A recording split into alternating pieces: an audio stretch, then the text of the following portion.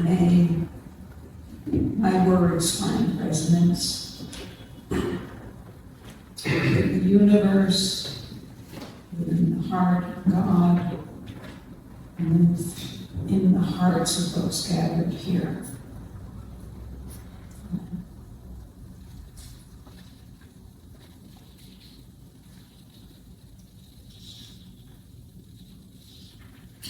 God is. God is the water in which I swim. She is the air which I breathe. She is the life around me. She is all and none of this.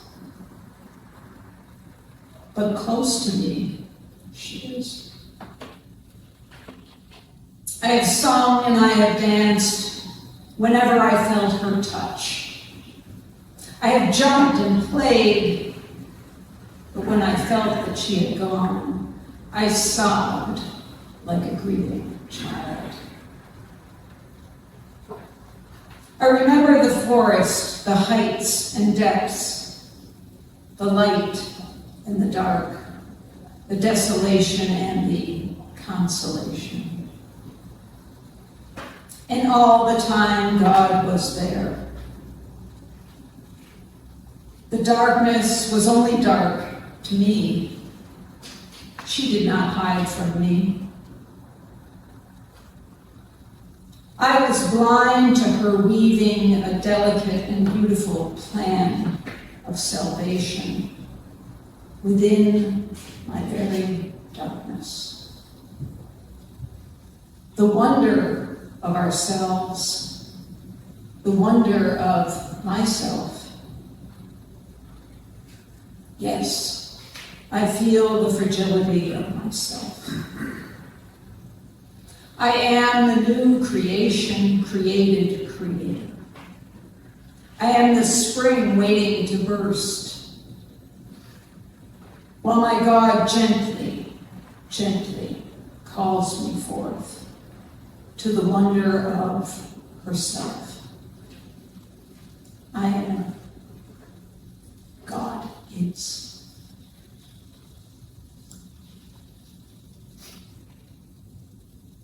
A beautiful poem. Yes.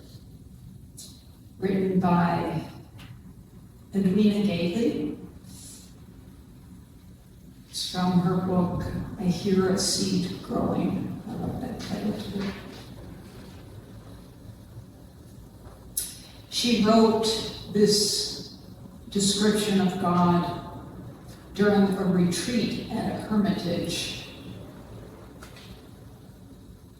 But it reflects her experience in life that led her from Uganda to seminary, through recovery,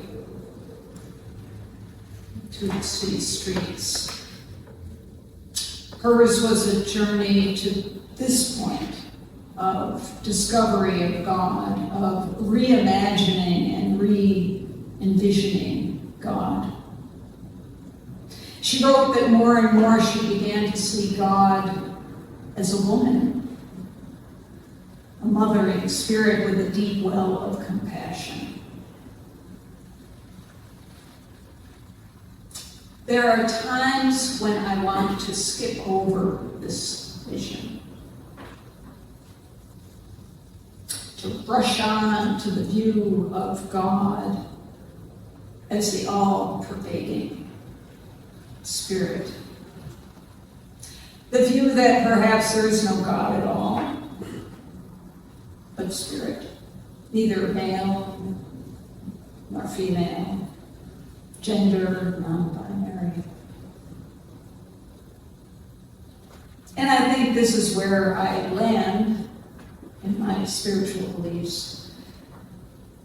But I also know that it's imperative that we linger with this image. That we perhaps take a sojourn today in the realm of the feminine spirit and the many examples of this spirit in history. Now, the word sojourn comes possibly from the Hebrew, which suggests that someone is living either temporarily or permanently in a community where they are dependent on the goodwill of that community for their continued existence. Another possible meaning for the term is stranger or foreigner. Wayfaring stranger.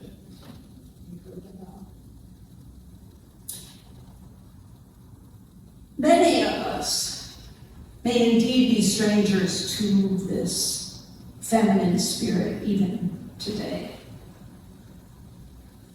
We live and breathe and swim in a sea of patriarchy still. And we continue to look away from those who are indeed dependent on the goodwill of the community. But there is an element of trust implied by this term, I think. Trust in the all-pervading presence of the universe, that mothering spirit that Gately spoke of, the spirit that calls us to the wonder of herself. To that end, I want to start with a part of my own journey, my sojourn. I've stated that I came of age during the environmental movement of the 60s and 70s, the time of the first Earth Day, and the Clean Air and Clean Water Acts. This is one of the threads of meaning that have fed my sense of justice in the human and more than human world. Another thread was the so-called women's movement. I first experienced this call to women's rights amid a profoundly patriarchal world in the 70s with the book, Our Bodies, Ourselves. This was a profoundly candid book in its time, outlining and honoring the female body and soul, highlighting women's bodies in an honoring way, highlighting the need for women's health and women's self-care and self-awareness. The opening chapter, entitled Our Changing Sense of Self, outlines the shift these women were marking and were celebrating. In part, it states, when we started talking to each other, we came to realize how deeply ingrained was our sense of being less valuable than men. Imagine that. But it was a profound experience of talking to each other that was the impetus for this movement. These two visions, that of the environmental movement and the women's movement, can be seen, I think, in Gately's vision of God. She is the water, the air, the life, yet none of these. She is the one who encourages me to sing and dance, to jump and play, to create. She even outlines the human experience of being ignorant of our Creator's plan. The delicate and beautiful plan found in nature and in our own bodies, able to heal the devastation we have wrought. She is the one calling us to the wonder of the divine presence, that all-pervading presence that birthed us and continues to nurture us. God is. This is, I think, true. There is a delicate and beautiful plan embedded in creation that has the power to love and to heal. Yet, as I pointed out in my previous message regarding the environmental movement, there is something profound missing in the book Our Bodies, Ourselves, and the whole women's movement of the 1970s,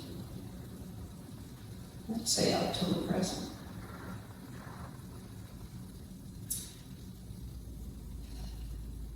And this was the missing acknowledgement of the struggle of Black women and other women of color. Audre Lorde, the poet, wrote, "It is not our differences that divide us, it is our inability to recognize, accept, and celebrate those differences." I would add, it is our inability to integrate the reality of those differences as well. In her book, Sister Outsider, Lorde includes a letter she wrote to a feminist, Mary Daly, so-called radical feminist in the 1970s. She wrote the letter to Daly, and Daly didn't answer. So she decided to publicly publish the letter.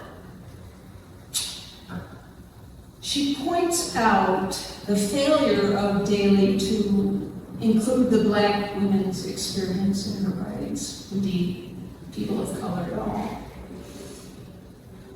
She wrote that at that time, for non-white women, there was an 80% fatality rate for breast cancer.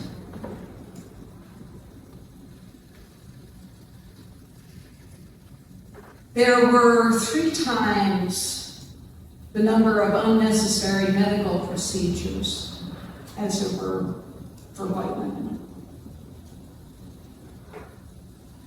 And 3 times as many chances of being raped, murdered, or assaulted as exist for white women. A recent study states that the likelihood of Black women being murdered is on average 6 times that of white women. Things have clearly not gotten better. The Lord pointed it out to Mary Daly.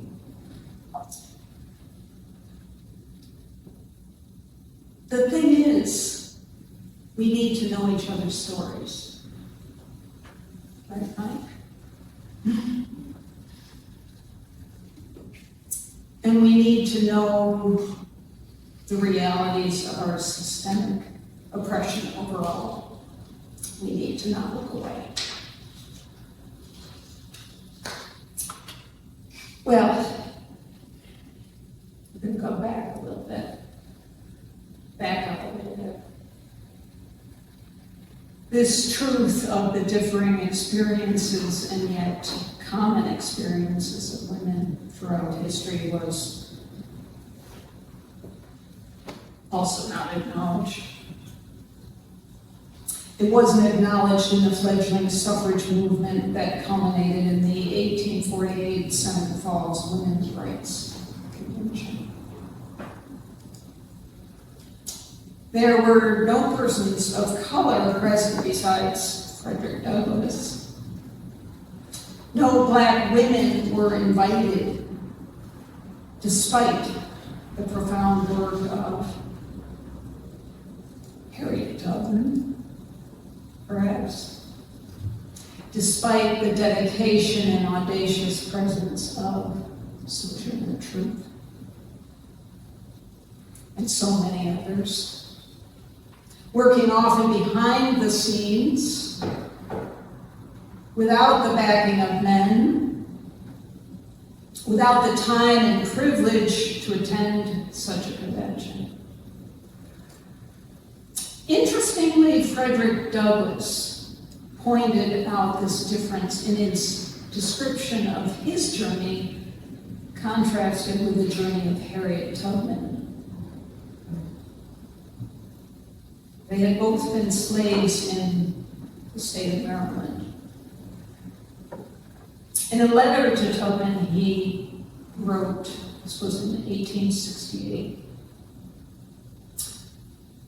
"Most that I have done and suffered in the service of our cause has been in public, and I have received much encouragement at every step of the way. You, on the other hand, have labored in a private way.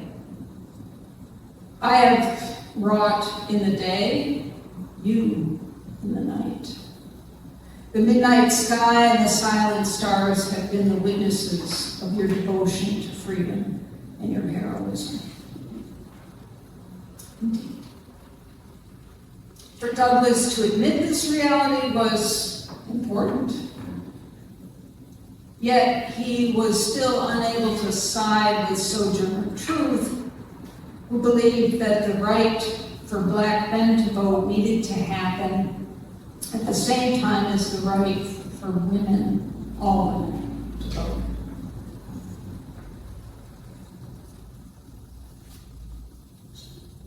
We know Sojourner Truth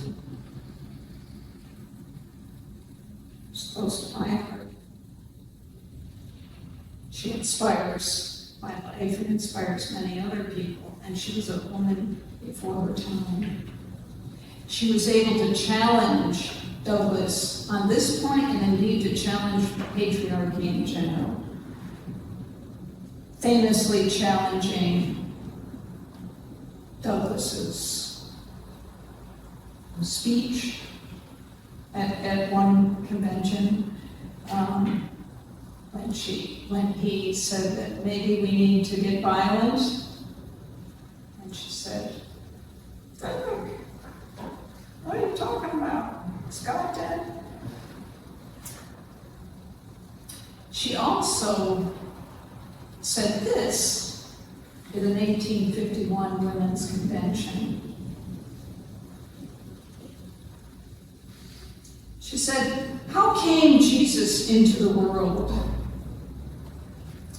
Through God who created him and woman who bore him. Man, where's your part?" Then she said, "But the women are coming up blessed by God. And a few of the men are coming up with them. But man is in a tight place.